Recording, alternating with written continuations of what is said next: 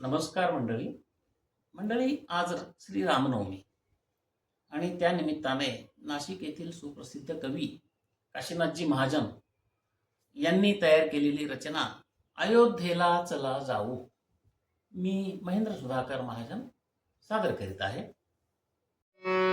प्रभूच्या दर्शना